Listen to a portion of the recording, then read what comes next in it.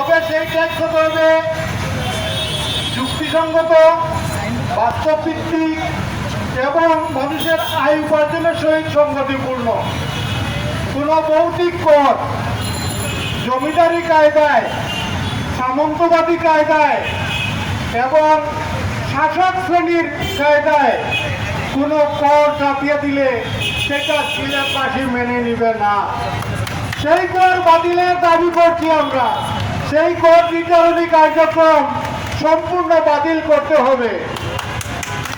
আমি আমার নিজের কথাই বলি, আমি 20 বছর ধরে সিটি কর্পোরেশনের হোল্ডিং ট্যাক্স দেই।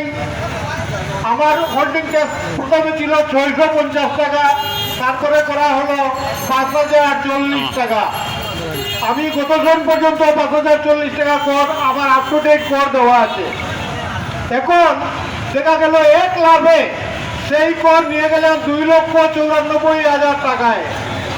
সেটা কিসের ভিত্তিতে করা হলো আমি জানি না।